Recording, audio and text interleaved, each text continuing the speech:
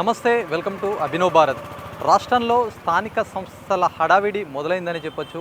ఒకవైపు కోర్టులో 42% సంబంధించి బీసీ రిజర్వేషన్ పెండింగ్లో ఉన్నప్పటికీ దీనికి సంబంధించినటువంటి మొదటి విడత ఎన్నికలకు సంబంధించి నోటిఫికేషన్ అయితే ఆల్రెడీ విడుదలైంది. ఈరోజు 9వ తారీఖు 10, 11 వరకు 3 రోజుల పాటు ఈ నామినేషన్ ప్రక్రియ అయితే కొనసాగుతుంది. ఈ నామినేషన్ సంబంధించి ఒకసారి మనం చూసుకుంటే ఉమ్మడి నిజామాబాద్ జిల్లాకు సంబంధించి ప్రస్తుతం నిజామాబాద్ రెవెన్యూ డివిజన్ అనేటువంటి బోధన్కి సంబంధించి 177 ఎంపీటీసీ స్థానాలు ఉన్నాయి.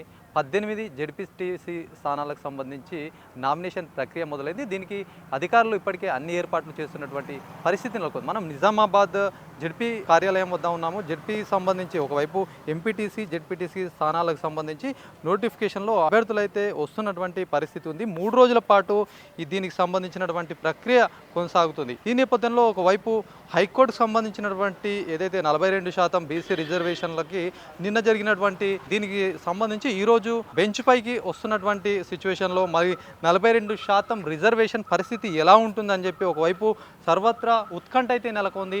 ఏదేమైనప్పటికీ మొదటి విడతగా స్థానిక సంస్థల అంటే జెడ్పీటీసీ ఎంపీటీసీ సంబంధించినటువంటి ఎన్నికలకు రంగం సిద్ధమైనటువంటి పరిస్థితి ఉంది. ఒకవైపు కామారెడ్డి జిల్లాలో 136 ఎంపీటీసీ స్థానాలు, 14 జెడ్పీటీసీ స్థానాలకు సంబంధించి ఎల్లారెడ్డిలో దీనికి సంబంధించిన నామినేషన్ ప్రక్రియ మొదలైంది. ఏదేమైనప్పటికీ ఒకవైపు 3 రోజుల వ్యవధి ఉన్నప్పటికీ మొత్తానికి 3 పార్టీలు అయితే రంగం సిద్ధం చేసుకున్నాయి. ఇందులో కాంగ్రెస్ పార్టీ ఇప్పటికే దీనికి సంబంధించిన అభ్యర్థులను అయితే సిద్ధం చేసుకుంది. మరి బీజేపీ 3 రోజుల వ్యవధిలో ఇప్పటికే దీనికి సంబంధించి అన్ని ఏర్పాట్లు అయితే చేసుకుంటా ఉంది. ఒకవైపు బీఆర్ఎస్ సైతం కూడా ఇలాంటి ఏర్పాట్లు అయితే చేస్తూ ఉంది. 3 రోజుల పాటు జరుగుతున్నటువంటి నామినేషన్ ప్రక్రియ 9, 10, 11 అనంతరం అయితే 12వ తారీఖు దీనికి సంబంధించిన నామినేషన్ల ప్రక్రియ కొనసాగుతుంది. 13వ తారీఖు, 14వ తారీఖు అనంతరం 15 దీనికి సంబంధించి మొత్తం 15వ తారీఖు అయితే విడ్రా సంబంధించినటువంటి ప్రక్రియ ఉంటుంది. 23న ఎలక్షన్స్ ఉంటాయి.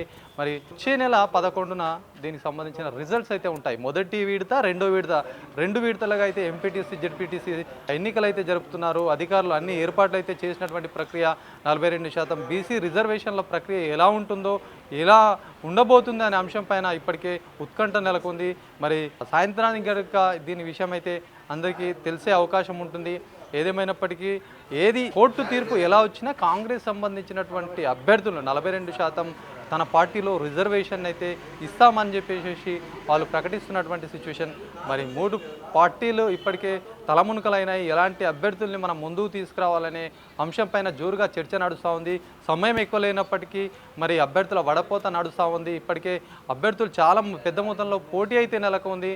42% రిజర్వేషన్ రావడంతో మరింత ఆశావాహులు మరింతగా ఎదురు చూస్తున్నారు.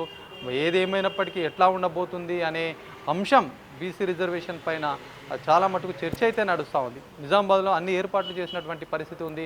మొదటి విడత సజావుగా పూర్తి అవుతాయని చెప్పి అధికారులు చెప్తున్నటువంటి పరిస్థితి. కెమెరా పర్సన్ సందీప్తో శ్రీనివాస్, అభినవ్ భారత్, నిజామాబాద్.